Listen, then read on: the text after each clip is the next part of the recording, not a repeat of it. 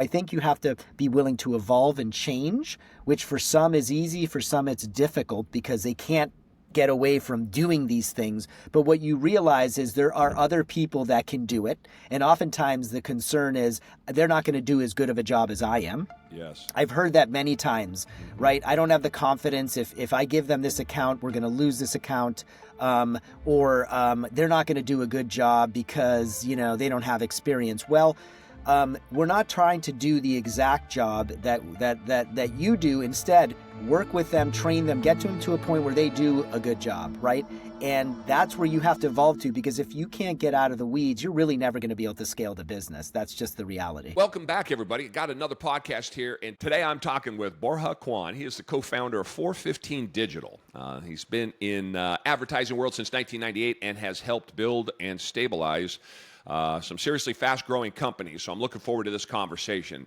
And he is about pairing big-picture vision with sharp operational disciplines and has helped teams scale, handle turnover, and deliver exceptional client experiences in an industry that changes weekly. We're going to dig into how he does that, the leadership, what it takes to build a real durable agency in today's world, which is really an interesting thing, again, that I'm looking forward to because you read about these sort of things all of the time.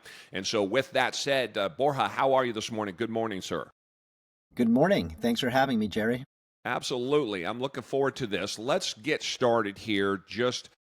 You've been doing this. There was a term that came up as I was reading about you, performance advertising. Can you start with kind of what that term means? I had not heard that before. Sure. So performance advertising is essentially we work with companies, businesses, advertisers who are looking to scale through digital advertising. So they're looking to generate more sales, generate more leads, conversions, whatever that metric is for them, that success metric is for them to help their business grow. And we do that by buying ads on Google, Meta, LinkedIn, TikTok, a few other platforms. And so performance marketing means for every customer that we work with, their expectation is that we drive sales. If we don't drive sales for them and they don't see profitability with the media investment, then we are not doing a good job and they will likely fire us. So for us, the way we are measured is based on performance, i.e. driving sales, margin improvement, leads, pipeline, whatever that metric is for that business. And the use of that word performance, as you just defined, it seems like that's kind of like either you're building a brand or you're trying to sell something that kind of goes hand in hand with each other. Is that a marketing term that is used in performance, or if somebody's looking to do exactly what you just asked for from a marketing outfit, would they ask for, I'm looking for performance advertising, as opposed to, I don't know, more generalized advertising? Just trying to get a feel of that term. Is it a newer term? Is it an older term? Simply because I had not heard it before. Yeah, no, it's not a newer term. In fact, when I started in this industry back in 1998, 27 years ago, the concept of performance advertising was really a new concept, but it was at that time that sort of it became more popular. So it's been around. Typically, brands or businesses will come to an agency and say, hey, we have a budget that we want to allocate to help build our brand. So that's brand awareness, brand building, advertising. And so they might allocate some of the marketing budget to brand, but that would not mean that they're looking at sales. They're looking at other metrics that are different, right? So how many people looked at my ad, engaged with my ad, clicked on my ad? That is satisfactory in terms of performance. What they typically, and we don't really ask, or they don't really ask, because every business that we work with, I know, only comes to us because they need help growing sales. So it's not even a conversation. They know that if we as a partner, as an agency, are not helping them grow their business month over month, quarter over quarter, year after year, everything is measured numerically. We implement very sophisticated tracking across these different platforms that allow us to measure effectiveness on a per platform basis. So we are measured numerically, and at the end of the day, we define with the client on day one when we kick this engagement off, what are the success metrics that you are looking at when evaluating us as a partner? And like I said, it's typically cost to acquire a customer. That's a metric they look at, CAC cost. Cost to acquire a qualified lead if you're in B2B sales. Could be return on ad spend. For every dollar we invest in digital marketing, how many dollars are we getting back in return? So there are various metrics that people look at and hold us accountable to. But at the end of the day, and the most important thing to know, when you're doing performance marketing, it's all numerical. Yeah, great. It's something you can spend some money on and then measure. Okay, got it. That's fantastic. Let's talk about, let's give us the 5-minute version of your life up to the point in the 90s when you jumped into advertising. Give us some quick background before we dive into what it is you do. Yeah, so today I'm sitting in one of the 3 offices that we have. I'm based out of our Northern California office. That's where I live. I didn't grow up here, though. I grew up on the East Coast, opposite side of the country, in Boston, Massachusetts. Grew up in a small town about 45 minutes west of Boston. Not a lot going on. Couple gas stations, donut shops, pizzerias, small population, but grew up there and ended up going to college in Boston. I went to Boston University, graduated there in 4 years. But really, from a very early age, I started working. Right. So before I even legally got a working permit, I started working. I was cutting lawns. I was selling golf balls. I was doing various things to generate income. My parents were 2 hardworking immigrants, my mother from Spain, my father from Cuba, who didn't have a lot of money. We were lower middle class. They raised 4 kids with very few resources financially. And we had a great upbringing, really good parents. They prioritized education. So we had the benefit or the privilege of being educated in some of the best private schools in the country on the East Coast, but not because we could afford it, but because we qualified for financial aid and therefore allowed, we could do it. So, I started working, and one of the jobs I had in the summers was working at a hotel. So I ended up becoming very interested in the hospitality industry and continued working throughout college during the summers in that hotel, learned, different facets of hospitality or hotel management, everything from kind of front desk, back of office, restaurant, health club. I did it all. I did different jobs. I had 2 jobs, in fact. I opened a health club at 5 a.m., closed it at 2 o'clock. I left and someone else took over the 2 to 9 shift. But at 2 o'clock, I would go over to the restaurant in that same hotel and work from 3 to 9. So I had jobs, and I thought that was very good for me. I learned a lot about the value of hard work and earning your own money and savings and things like that. And so when I went into college, I was a Division I soccer athlete, played soccer for a couple of years, but then tore my ACL and stopped playing soccer essentially. And I decided to study abroad in Spain, Madrid, Spain. And it was there that I did an internship at the Hotel Ritz in Madrid, a comprehensive internship. So I was trained by sort of the Ritz-Carlton and, again, learned a lot about hospitality there. Housekeeping, food and beverage, VIP guest relations. I was sort of exposed to some really great training there. And at the time, I was interested in ultimately becoming a general manager of a 4 or 5-star property, similar to the Ritz, 4 Seasons. And I said, that sounds like something I could get excited about. I really liked the experience. But I was studying international relations, which was not related, but that didn't really matter.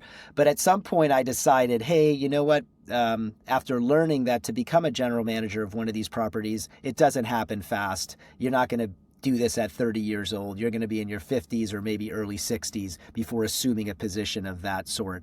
So I basically decided not to go in that direction. And it was once I graduated from college, I connected with a recruiter back in Massachusetts, and she introduced me or made me aware of this opportunity at an internet startup. This is 1998. And she said, I have a job that I think you might be interested in. Do you want to apply. I said yes, applied for the job, didn't get that job, didn't do well in the interview, frankly. And then they called me back and they said, well, you didn't get this job. They have a more junior job to that position that they think you might be a good fit for. Are you interested? I said, absolutely. Interviewed, got that job. That was my first job out of college, working for an internet startup, joined them as number 29. When I left 8 years later, they were many thousands of employees across the world. And that was kind of my introduction to internet marketing. And it was there over those 8 years that I consider, even to date, outside of becoming a founder, to be my most fulfilling professional experience. It checked many boxes for me financially, professionally, personally. It was incredible. And I look back at those years as, very rewarding years for me. And so from there, I decided to move to the West Coast, California, where I've been since 2006. And I continued my journey working in sort of the internet space for two more companies, actually. So 3 companies over a 17-year span, which you don't hear that these days because people are leapfrogging all over the place, right? It's kind of like, I had loyalty. I was with these companies through the good and bad times. I didn't pull the ripcord when the going got tough, and it really taught me a lot. So I ended up working for a couple more companies, and ultimately, one of the companies I work for is where I met my current business partner and co-founder, and it was there that we got to know each other, overlapped there for a few years, and I left that company, and shortly after I left, we decided that we would start an agency, digital marketing agency, and so here we are 9 years later. I love it. Let me dig into that a little bit. I want to go back to the private school and your upbringing. I have a similar upbringing. I have 8 brothers and sisters. I grew up in abject poverty. I was able, though, to go. I had to take 2 buses across the city to get there, but to a private Christian school because they let us in, again, because we didn't have the money. So I have that same sort of education. Let me dig on that for just a minute because I'm big on this about kids and where they go to school, and I'm a big advocate of having children and that, all things are possible when you do. Give us a little bit more. Talk more about your parents and the effort there that it took for them to get you to those schools. And it's in the context of entrepreneurship for sure. Kind of your work ethic that you had is kind of where I'm going with this, and hopefully that's where this leads, in that your parents were able to find answers because they knew what they wanted for you. They didn't want to send you to a public school. They wanted to make sure that they did the best for you that they could. They may not have been able to afford it, but they figured out a way. Is that a fair assessment of what you said? 100%. And they did it because they wanted to. I had no understanding of what private school was or how it was different than public. I was a child, right? We don't know. What do we don't know? Of course, as an adult, I look back and I realize, what a privilege it was. These were schools that tuition for a 6th grade student was $50,000 per year. Okay? These were boarding schools that kids from all over the world went to. Many very wealthy kids, right? There were some kids that qualified for financial aid that didn't have a lot of money there too, but mostly wealthy kids went to these schools from Asia, from South America, from Europe, from all different parts of the world. So a ton of diversity. My class size was 8 kids. Incredible education and sports, by the way, because you had to play a sport every season. And that was super important as I developed playing sports, right? I remember I wrestled, which was like, to this day, no better sport in terms of the mental and physical game, right? So getting back to your point, yes, my parents, I look back and man, I'm in a very different financial place right now. I'm in California.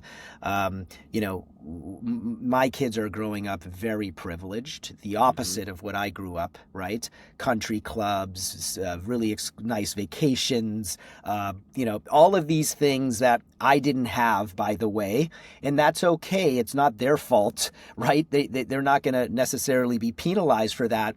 But the point I'm making is my parents did an excellent job with very little money and 4 kids.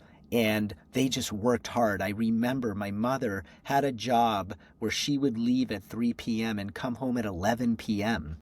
And my father would always have her dinner plate there, like waiting when she came, and he would sit with her and have dinner. I was telling someone this yesterday. My father was a teacher making nothing, yet he was so good at what he did, and his students would rave about how good of an educator he was, yet they paid him nothing. Insulting amounts of money, right? Like money that I look back and I go, for the contributions you made as a teacher and all the good that you do, I can't believe they paid you so little. And he would work, and then at 7 p.m. he would be correcting papers. I remember he would be sitting at the dining room table and he'd be correcting papers, and he was just so into making sure that his students got the best they could get. And I look back at my dad, I remember all these things that I think back and I go, wow, my dad made so many sacrifices. You know, he would be waiting for me. He would come back from his school where he taught, a private school in Wellesley, Massachusetts, an all-girls boarding school, again, prestigious school. He was a teacher there. My sister went there. And I remember my sports would end at 5 or 5:30, and he would come back, and instead of going home because it was on the way home, he would just wait in the car for me. He would get there an hour early, and he would just wait there and correct papers until I was done with sports. Then he would drive home. Then he would cook dinner. We didn't have a housekeeper. We didn't have a gardener. We didn't have anything. And I have all these things. And so it's just incredible when I think of the amount my parents did for us and the sacrifices they made. And here's the last thing that I think is the most important. They didn't complain. Yes. Yes. They didn't divorce, even though it was hard. And I remember they would have fights. And I remember they may threaten each other about divorce. They were raised Catholic. They just made it work. Like, they did not have any other alternative, and so they didn't complain. I'm sure they had moments where they argued about things, but they did not complain. They just did what they had to do to provide. I love that story. I told a story on a podcast I was on a couple of days ago about the same thing. My mother had 6 kids when she was 22 years old. She's now 87, still going strong. A washer, no dryer, 3 kids in cloth diapers, largely by herself, self-sufficient. Dad's off working, and to this day, I've never heard her complain. And so I said, I learned my entrepreneurial chops, even though I come from that environment, by watching my mother, and she just never complained. And to this day, she says, I'd go back and do it. I mean, this is a woman who slept every other day for 10 years because she had to take care of so many mouths. She had 6 kids, 5 years old to 0. And how she did it, I don't know. But I never heard a word out of her mouth. And so that stoicism and her ability to withstand all of that, as I started to comprehend it maybe not even until my late 20s, to where I really started to understand what she was up against, did I go, wow, I had quite the role model there. I mean, exactly. You could not comprehend that or process that until you became an adult at some point, where you look back and you're like, wow, right? Wow, look at what she went through, right? Yes. And I have kids, I have kids now, and I'm a parent, and it's not easy parenting, but I always try to remember, what my parents went through, and it pales in comparison to what I'm going through because of the financial resources I have. And money does solve a lot of problems, not all problems, but it absolutely solves some of those problems. And that's why I have, my mindset is, I don't hang out with people that are not, that are not grateful and that don't understand. Like, we're so lucky to just be living and getting up in the morning and dressing ourselves and having running water and a roof over our heads, just the bare essentials we need to be grateful for, right? Because I think sometimes people lose sight and they live in this false reality of what the world is. I mean, there are people that are suffering every day, and we're not in that same state, yet we find things to complain about or find ways to say, oh, I could be making more money, or I could be happier, or I could have this, or I could have that, instead of saying, wow, I'm so lucky, I could have nothing, right? Yep, I love that. Yep, you're exactly right. I teach that all the day. Every day? What's a superpower for an entrepreneur? Perspective. Don't forget what the world used to look like, and don't forget where you came from. A lot of times we try to throw that behind us, and I'm happy to hear you. It sounds like you've just embraced that the same way that I have. I am who I am in spite of where I come from, but also because of where I come from. And I think that that you're the same way. You took the best parts and the worst parts, put it together, and made something out of it. And I think that's an important lesson. That's why I wanted to dig into that when you said that about your parents. I respect them very much, and I appreciate you telling that story. Let's jump ahead. So I was at a small business expo yesterday. I talked to probably 150 entrepreneurs during the day, and there is the booths that are there for the businesses. These are businesses $1 to $25 million. The booths that are there, there's a bunch of booths for digital, and a lot of the workshops and a lot of the keynotes were talking about digital marketing. That seems to be the rage. And so as I would sit through these different workshops and I would hear the reporting back on what they were talking about, I would talk to the vendors.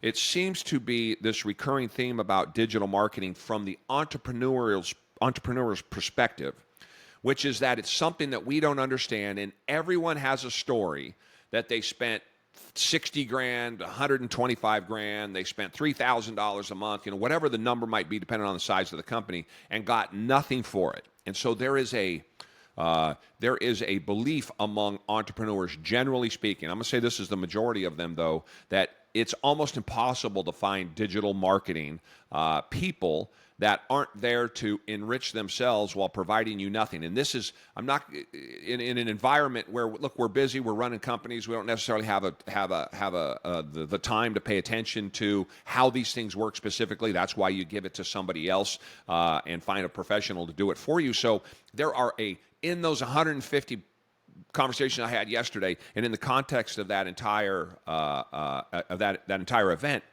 there is a distrust, I would say, of digital marketers generally. And again, I know we're talking wide, different business sizes and all of that. Just to shut up because my question has ran on. Give me a defense of digital marketing from that perspective, and what the folks should be looking for, because I hate that there are so many stories out there with something that can be so effective. There's so many people that have gotten hurt because, quite frankly, there's a bunch of people in there that can't do what they tell us they can do. Yeah, I mean, you said it perfectly. I think there's a lot of distrust as a result of having had a bad experience. And I've heard this often from small business owners, when you talk about, and not just small businesses, frankly, all businesses, but in particular, I think that small business category has suffered the most. And it's because, unfortunately, there are many agencies or folks that do digital marketing that are not competent or that make empty promises. That's the reality of the world in which we operate in. There are a lot of great companies out there, right? But there are a lot of not so great companies out there. And unfortunately, a lot of people have ended up working with those bad companies, and it's left a bad taste in their mouth. And so we deal with that often.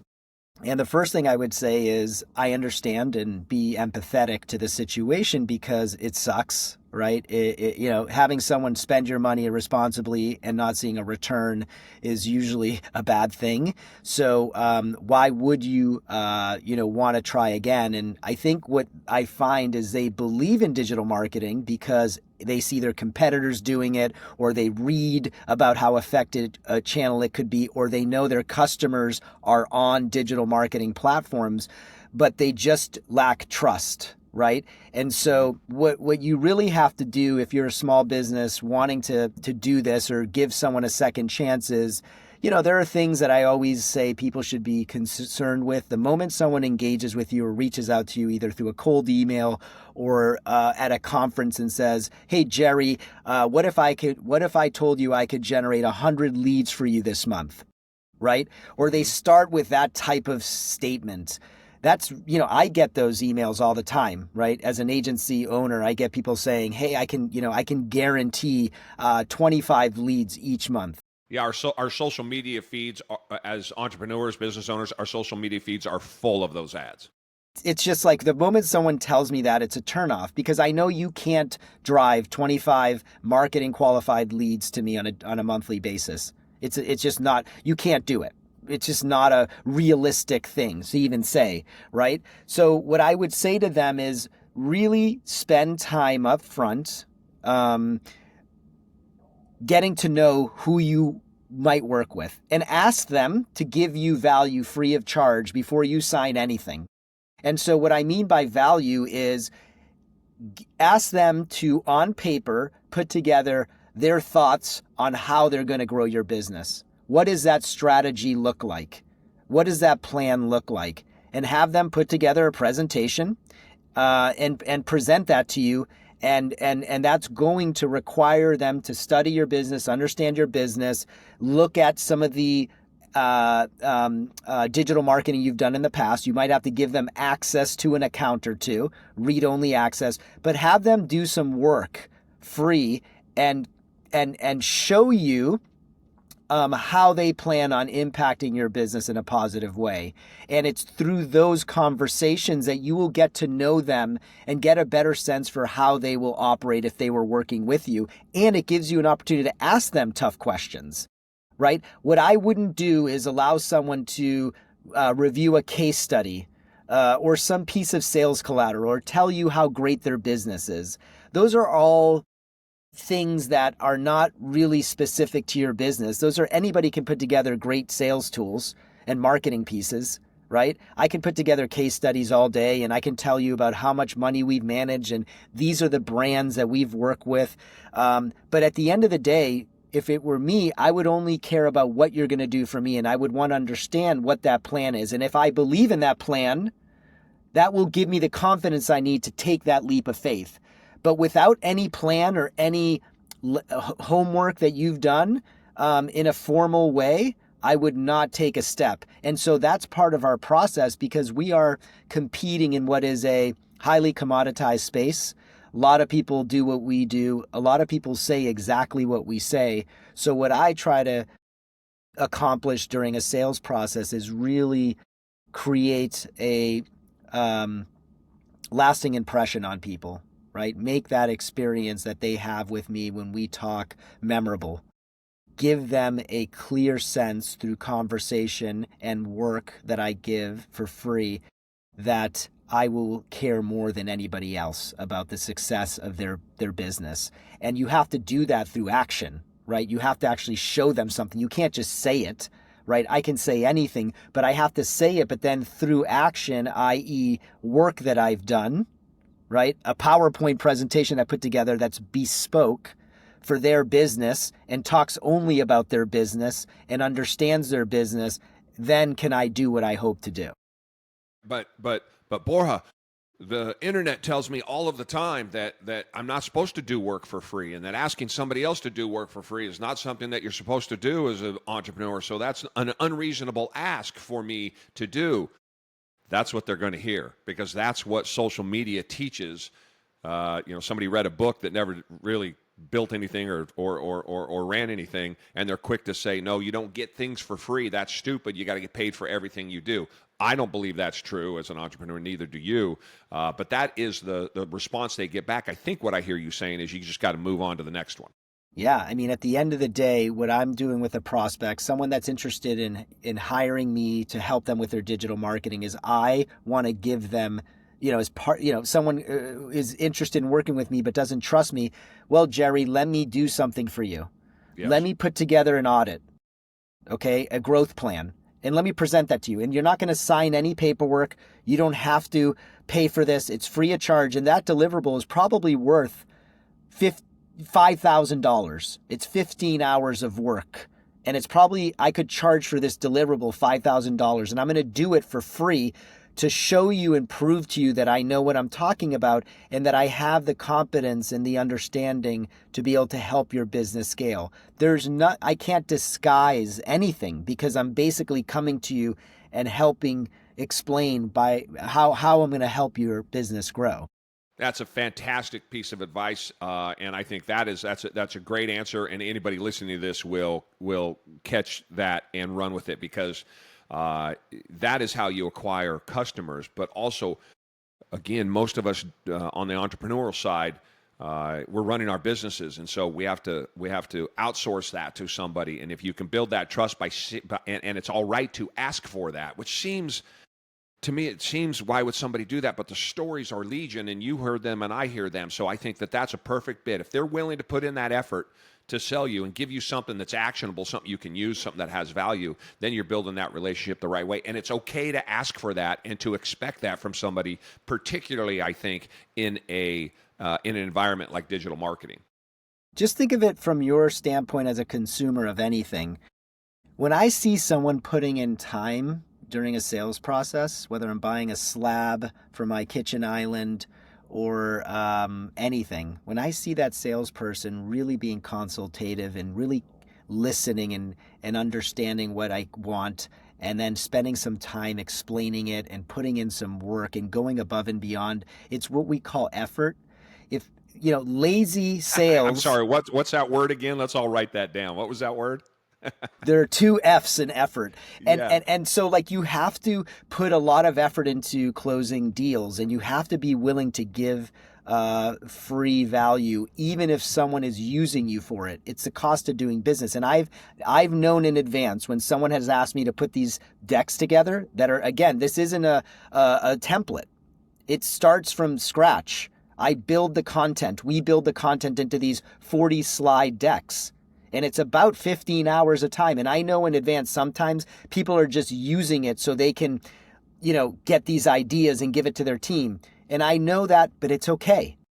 I don't have an ego. I'm willing to take that chance. And if they take it and don't work with us, well, okay. If you change your mind in the future, please contact me. I'd love to hear from you, right? Because really at the end of the day, what I always say, you need a good strategy, but execution matters. And so nobody is going to execute the way we will. So I feel like you can take this document and give it to your person, but I'm still not confident they're going to be able to execute because it's not as easy as you might think.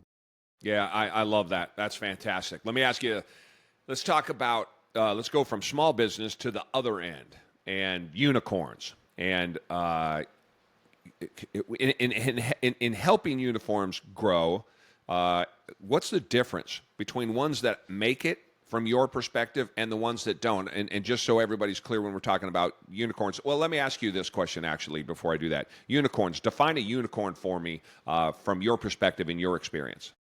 Yeah, unicorn is a privately held company that achieves a valuation of $1 billion. Yep.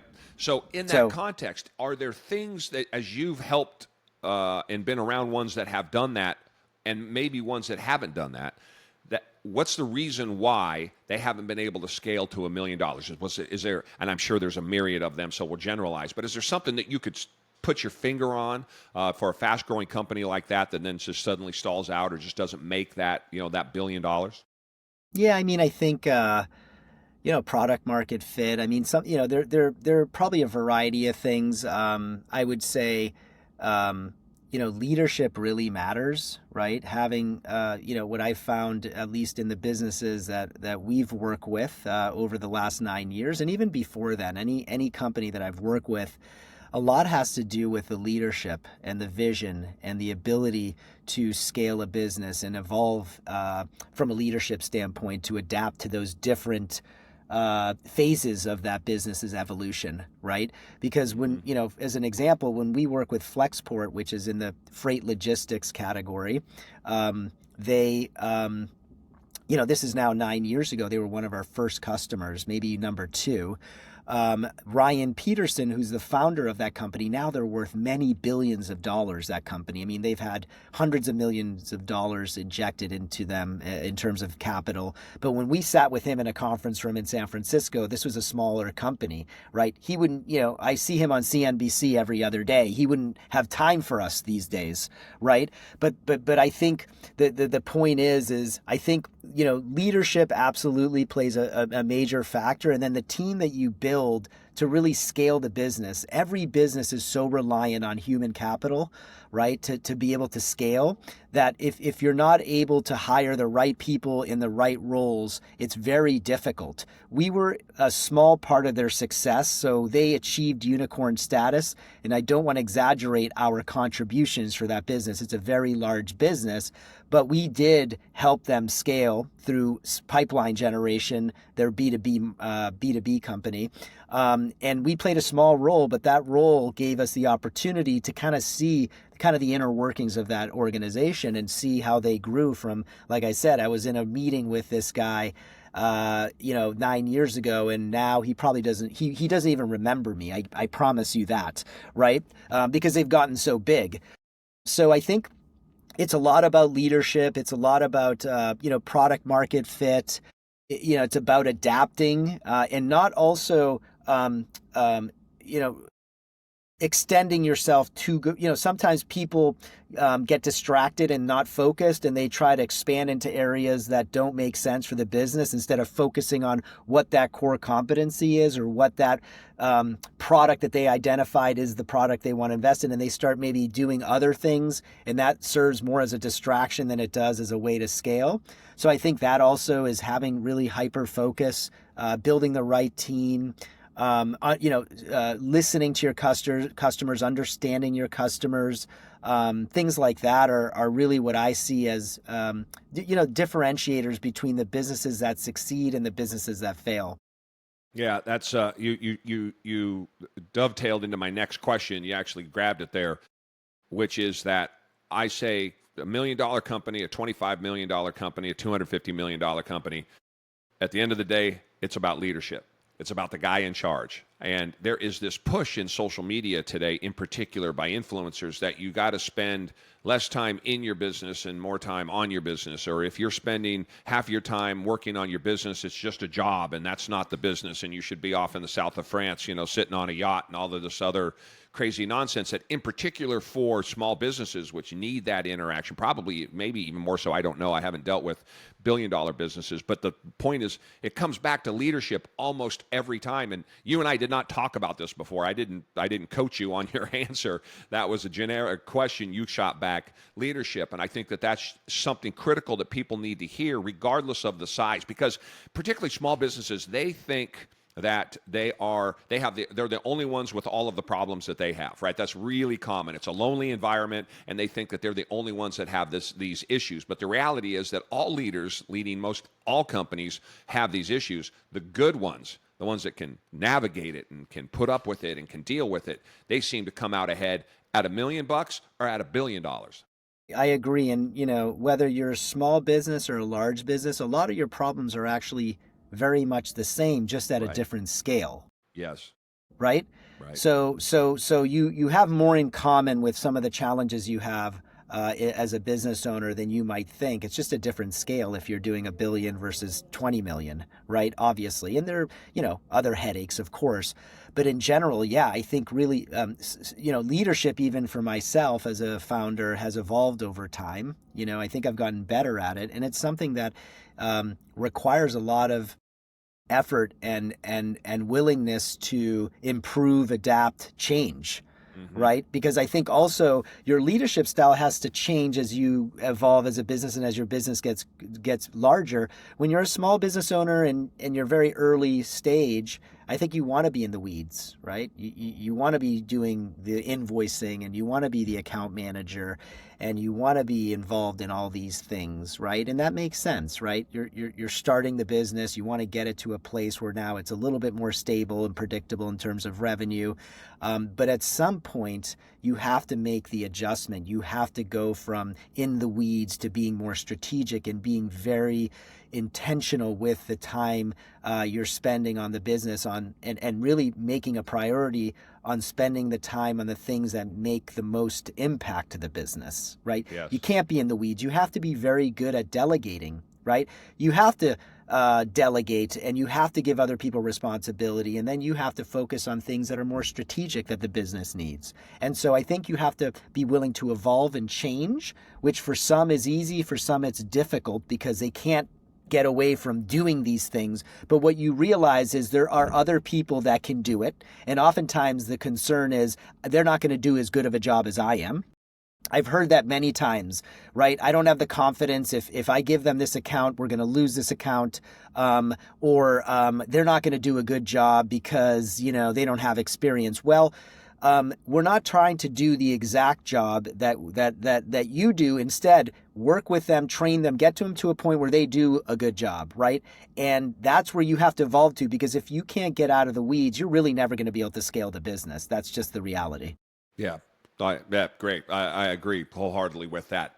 Speaking of that, employee turnover. That was something in your bio that I had read about, or in your one page. And so that is, again, right in the sweet spot for entrepreneurs, business owners in the small business section, in particular, 1 to 25 million turnover. I mean, everybody deals with turnover, but again, back to that $5 million company, you lose one person, and it can have it can really have a critical effect on the business, or that business owner ends up working 20 hours a day, right, to cover it. So give us some insight from your perspective there, because obviously employee retention is a big issue, since time immemorial for entrepreneurs and business owners. Give us some insight from your side on how best to deal with that in a problem that, quite frankly, plagues all businesses.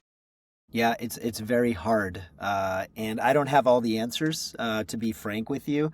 I would say the human capital side of the business is probably the hardest part of having a business is the people,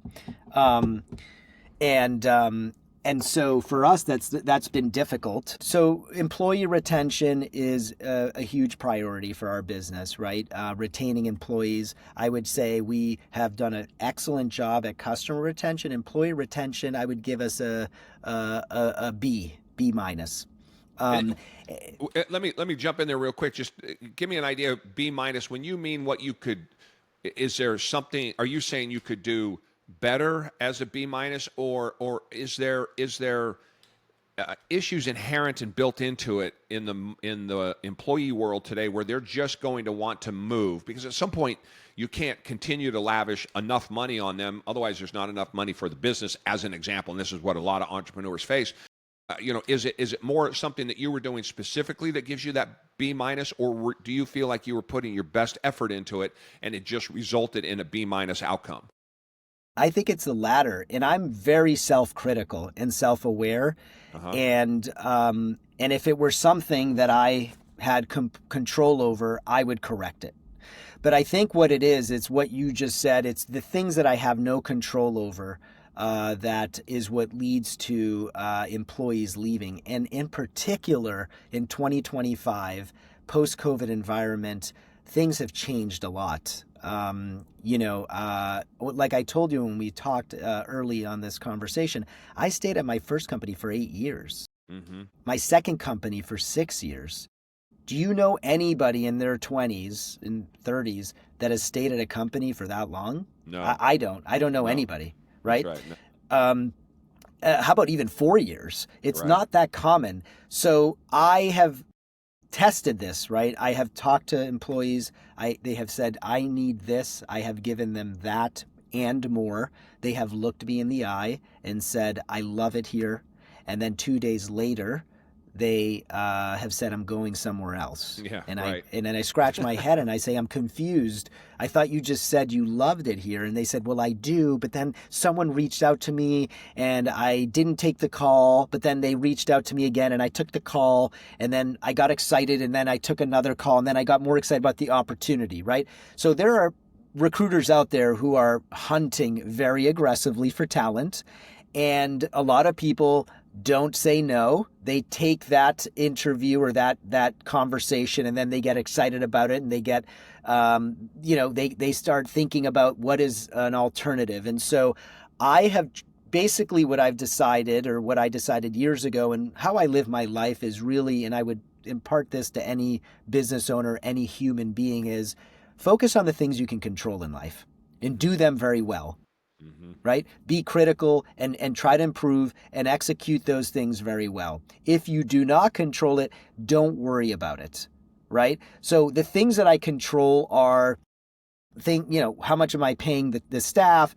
How much training and development am I giving them? How am I doing in terms of building a relationship with them? Do I understand what their needs and wants are? What do they want to get out of this experience working for my company? I want to be crystal clear on what matters to them beyond the financial gain. Professional development, flexibility, all of the things that they care about. And I want them to rank it. What is the most important thing you want to get out of this? And then I want to make sure that we're helping them get those things, right? But you do the things that you can control and do them well. And if it works out, great. If it doesn't, don't worry, because you didn't have control over it anyways. And so I think in a post-COVID environment, it's been more difficult because I think a lot of people want to work from home and don't want to go into an office. And I have a very strong point of view on work from home versus being in an office, in particular for people that are earlier in their careers. I would say folks that are more established, my age, late 40s, 49, have put in the work, have been in an office. It's not the same, right? Maybe they live in the suburbs, they don't want to commute an hour, they have kids, they're already at a very competent level in their careers where they have leverage and they've learned a lot and they've done all this in-office time, right? Not to say that it doesn't still benefit them, but it's a little bit different use case than someone right out of college or in their early 20s that's working at their home instead of going into an office. I really think you're doing yourself a disservice. And I've already comped this because I've hired people that were working from home for 5 years and they come into an in-office environment and man, they are way behind in various areas, and they're not learning at the accelerated rate, and they're not getting the benefit of learning through osmosis and over hearing conversations that are happening or just building relationships and things like that. So we, as a requirement, require people to be in the office 3 days a week, and you can work remotely 2 days a week, but in office 3 days. And we see a lot of advantages of having the team together and spending time together, where it's having lunch, grabbing coffee, training together, asking questions. There's just so many benefits. Yeah, I'm glad you went into that because I agree with that 100%. It's never been my experience that you are able to. You're just not as efficient. You're just not. You're not as effective. I'm going to get a whole lot more out of somebody sitting at a desk than you are sitting at home. People are not disciplined enough, and I'm generalizing. Again, the older you get, I agree with that. But generally speaking, they're just not disciplined enough.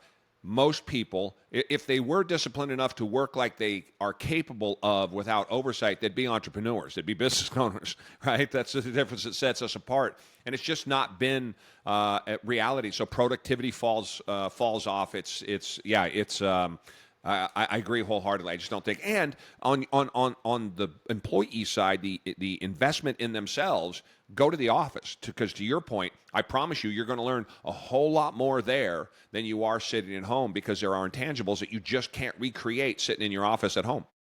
I agree. When I was starting in my career, I remember ended up passing the CEO and VPs, all these executives at this company, and then getting to know them and asking them to lunch and coffee, and then being around them, water cooler talk, and overhearing salespeople in their cubicles sell. I learned so much from all of that in-office environment that you cannot replicate from a home environment. And there's just so many opportunities when you're in office to build relationships and rapport. My feeling is out of sight, out of mind, and Zoom is not the same. Now, is it a tool we use periodically? Yes, and I get it. It serves a purpose, and Slack serves a purpose, but it will not overrule being in person in a room with someone having a meeting. Like, it's just a very different experience to hear people breathing, to feel the energy, to really just connect with them. It's not the same. Business, success, promotions, moving up, life, all of these things I think are revolve around the ability to communicate. The better you can communicate, the better you're going to be at almost anything else that you're doing in life, business or marriage or kids or whatever it is. And I think that the stay-at-home, work from home has retarded people's ability, particularly young people who haven't learned how to do it yet, to have real conversations, or to your point, just listen and to absorb. Yeah, and you brought up something that we both agree with. We have a lot here in common in terms of our points of view. I consider communication to be the single most important skill set one should develop. The ability to 1000%. communicate in written form, in oral form. By the way, be careful. ChatGPT could really hurt you more than help you. But yes, I think the ability to communicate is what's going to get you the promotion. Yeah. And it's so important, right, to be able to communicate. And by the way, you know, when you do it on Zoom, when you're presenting on Zoom or having a conversation on Zoom, it's not the same as when you're in person, right? It's going to be a different experience. So if you're just used to video and shoulders and head, when you're in a meeting in a room with 12, 15 people and you're presenting something, it's going to feel different. And maybe it works out, but maybe it doesn't. But I think just that feeling of being in person is going to be very beneficial for people. And developing those soft skills, the ability to communicate, is really important in being good at whatever you do, whether you're an entrepreneur or an individual contributor at an organization. Yeah, good stuff. I agree. 415 Digital. Where's the name come from? We started as a Bay Area based agency. So 415 is a area code in the Bay Area. Okay, makes sense. Easy answer. What has changed here as we wind the podcast down? In the years that you have been doing this, I think you said in the 9 years, what has changed even in that short time frame? But in digital, in the computer, in the online world, that's an eternity. Give us a sense. I mean, it's easy to say from the 90s until the 2010s, what changed in advertising, in particular digital advertising. I mean, it didn't, for the most part, didn't even exist. From 2010 to 2025, or in your case, the last 8-9 years, tell us the biggest change that you see as we go into 2026 from where you were when you started, whatever the math is, 2014. Yeah, I would say the biggest change has been more entrance into the market, right? When 1998 Meta didn't exist, right? TikTok didn't exist. Google was actually new. Like Google wasn't what it is today. This was Google started in about 1998, pretty much. So I think there have been more entrants into the market, creating a more,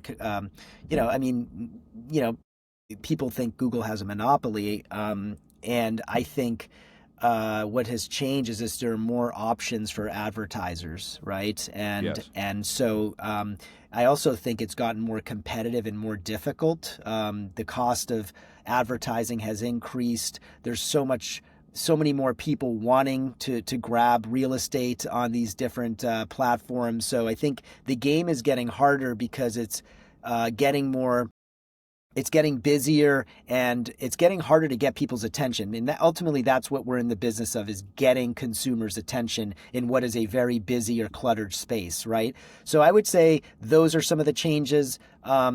Most recently, I would say artificial intelligence is obviously a buzzword, and people talk a lot about it. I think that will also be relevant in our world in terms of now using, some of these platforms, these, ChatGPT and Claude and some of these other AI tools. They're going to start selling advertising too, right? That will become an advertising platform or machine. And so we're going to start probably investing some of our clients' money there.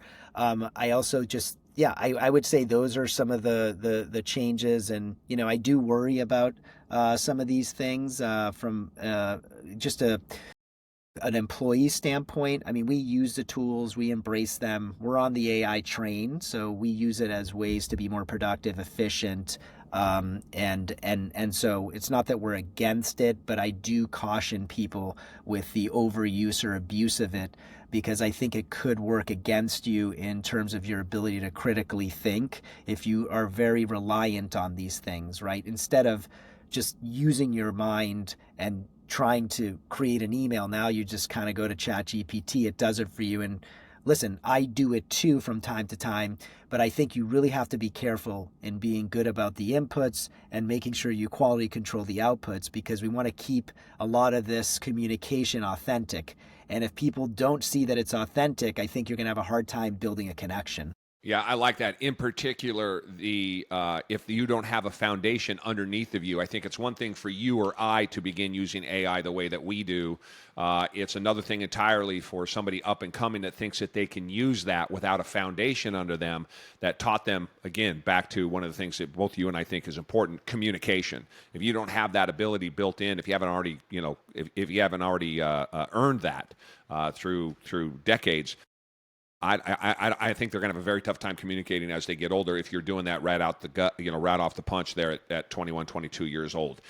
Speed round real quick. Let me ask you give me real short, quick answers here to a couple of questions as we go out. Biggest myth in digital marketing? That it doesn't work. That's a good one. Great answer. Great answer. One thing, pick one thing every founder should stop doing immediately. Spending time on social media during the day. Yeah, it's good. Okay, you're 2 for 2. This is fantastic. Okay, a favorite metric. What should we use to judge a campaign, the health of a campaign, a digital marketing campaign, quickly? Cost to acquire a customer. Okay, so we should expect something quickly on that. It shouldn't be one of these rolling over. It's going to take 3 months before the first one gets in because this thing has to mature or something like that. Yep. Yeah, we should start seeing signals within 2 to 3 weeks. Okay, good. Because that is not what we're being sold, generally speaking. So I'm glad I asked you that question. Most overrated platform right now? For us, maybe we just haven't cracked it. In terms of we're managing $300 million in ad spend this year. I mean, I don't want to say it's overrated because it works for people, but for us, we're not seeing a lot of that 300 million going to TikTok. But that doesn't mean people aren't spending a lot. Just, for the clients we're working with, it hasn't been the most fruitful platform. Google and Meta have been much more fruitful. That was my other question. That was the next question. Which ones do you have the best at? The best luck with? Last question. What's the hardest role that you have to hire for? I would say account manager. Client-facing, someone that is working with these businesses on a day-to-day basis and being asked and required to drive performance and being measured by a number. It's a very difficult role for a lot of people. Now, wait a minute. Are you mean someone who can communicate? Is that what we're talking about? Handle stress, demanding clients, prioritize, focus. Things that I feel I was doing with ease, but I think today is different than, 15 years ago. Yeah, I agree wholeheartedly. Fantastic, man. I appreciate it. This was solid, dude. I really enjoyed the conversation. Like I said, it's a great fit. We haven't talked to somebody in the digital space in a long time, so I'm happy to have been able to do that and give the folks some insights in what I think is a contentious subject for so many in particular, and I'm sure for big businesses, but for us small businesses, I think this is something that really hits home. Everybody, check out 415digital.com. And how do they get a hold of you, or how do they find you on other socials?